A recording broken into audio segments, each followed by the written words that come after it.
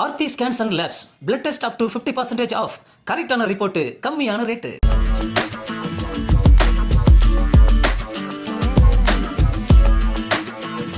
வணக்கம் நண்பர்களே, இன்னும் ஒரு இனிய காலை பொழுதில் தீதும் நன்றும் நிகழ்ச்சியில் உங்களை சந்திப்பதில் மிக்க மகிழ்ச்சி அடைகிறேன். உலகம் முழுக்க ஒவ்வொரு நாளும் ஒவ்வொரு தினத்தையும் பல்வேறு விதமான முக்கியமான விழிப்புணர்ச்சிக்காக பின்பற்றுகிறார்கள். ஐக்கிய நாடுகள் சபை பல தினங்களை அப்படி விழிப்புணர்ச்சிகளுக்காக அது அறிவித்து அதன் சம்பந்தமான விழிப்புணர்வு நிகழ்ச்சிகளை உலகம் முழுக்க நடத்தி கொண்டிருக்கிறது. அதற்கான உந்துதலை கொடுத்து கொண்டிருக்கிறது.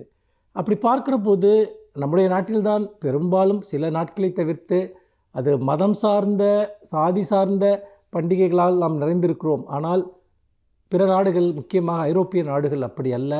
அவர்கள் சமுதாயத்தின் நவீன காலகட்டத்தினுடைய தேவைகள், பிரச்சனைகளுக்கேற்ப எத்தகைய தினங்களை அவர்கள் தொடர்ந்து பின்பற்றி கொண்டிருக்கிறார்கள். அப்படிப்பட்ட நிலையில் இந்த தினங்களில் இன்றைக்கு இந்த செப்டம்பர் 18 சம வேலைக்கு சம ஊதியம் என்கிற அந்த ஈக்குவல் பே என்பதற்கான ஒரு தினமாக ஐநா மன்றம் அறிவித்து செயல்படுத்தி கொண்டிருக்கிறது. நிறைய இடங்களில் முக்கியமாக பாலின ரீதியான வேற்றுமைகள், இதில் இந்த சம வேலைவாய்ப்பின்மை என்பதில் இது ஒரு மிக முக்கியமான பிரச்சனையாக இருக்கிறது. அதாவது ஒரே வேலையை 2 பேர் ஒரே நேரத்தில் செய்வார்கள், ஒரே திறனோடு செய்வார்கள். ஆனால் ஒருவருக்கு அதிக சம்பளமும் இன்னொருவருக்கு குறைவான சம்பளமும் கொடுக்கப்படுகிறது. இதுவே நகர்ப்புறம் கிராமப்புறம் சார்ந்தும் இந்த வித்தியாசங்கள் இருப்பதை நாம் பார்க்கலாம். நாட்டுக்கு நாடு இந்த வித்தியாசங்கள் இருப்பதையும் கூட நாம் பார்க்கலாம். இந்த நிலையில் ஒரு குறிப்பிட்ட நிலப்பரப்பிற்குள், ஒரு குறிப்பிட்ட பொருளாதார சூழலுக்குள் பணியாற்றுகிறவர்கள் ஒரே விதமான வேலைகளை, ஒரு குறிப்பிட்ட மணி நேரம், ஒரு குறிப்பிட்ட திறன் சார்ந்த வேலைகளில் ஈடுபடுகிறவர்கள் அனைவருக்கும் சமமான ஊதியம் வழங்க வேண்டும் என்பது இன்றைக்கு தொழிலாளர் நலச் சட்டங்களில் மிக முக்கியமான ஒரு கூறாக இருந்தபோதும் கூட பாலின ரீதியான ஏற்றத்தாழ்வுகள் என்பது இந்த ஊதியத்தில் ஒரு பெரிய ஒரு பாரபட்சத்தை காட்டுகிறது. இது பல சமயங்களில் பல தனியார் நிறுவனங்களில் இது ஒரு பெரிய பிரச்சனையாக இருக்கிறது. உண்மையில் மே தினம் போன்றவையெல்லாம் சமவேளைக்கு சம ஊதியம் என்கிற போராட்டத்தோடு தான் நடத்தப்பட்டு மிகப்பெரிய தியாகங்கள் மேற்கொள்ளப்பட்டு அதன் வழியாக சில உரிமைகள் பெறப்பட்டன. ஆனால் புது புது தொழில்கள் உருவாகி வருகின்றன. அப்படி புது புது தொழில்கள் உருவாகி வருகிற போது இந்த வேலைக்கான ஊதியம் என்பதை நிர்ணயிப்பதில் பல சிக்கல்கள் உருவாகுகின்றன. ஆனால் இதை ஒரு சமூக கோட்பாடாக நாம் வளர்த்தெடுக்க வேண்டும்.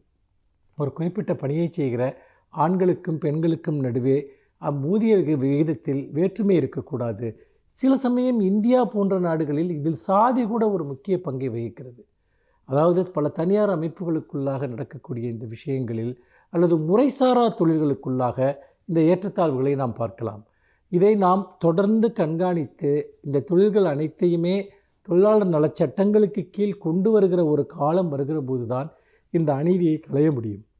பல சமயங்களில் உழைப்பவர்கள் கொடுப்பவை அதிகமாகவும் பெற்றுக்கொள்பவை மிக குறைவாகவும் இருக்கிறது என்று சொன்னால் அது ஒரு சமூக யதார்த்தமாக, சோஷியல் கண்டிஷனிங்காக இருக்கிறது. இந்த சோஷியல் கண்டிஷனிங்கை எப்படி மாற்றுவது? ஒரு புறம் கராரான சட்டங்கள், இன்னொரு புறம் தொழிலாளர்களுக்கிடையே விழிப்புணர்வு. வேலையில்லா திண்டாட்டம் அதிகரித்து வரக்கூடிய ஒரு சூழலில் என்ன சம்பளம் கிடைத்தாலும் பணியாற்றலாம் என்கிற ஒரு சூழல் இன்றைக்கு உருவாகி இருக்கிறது. அதே போல் வேலைக்கு அதிகமானோர் தயாராக இருக்கிற போது மிக குறைவான ஊதியத்திற்கும் அவர்களை பணிக்கு அமர்த்தலாம் என்கிற ஒரு நிலைமையும் இங்கு இருக்கிறது.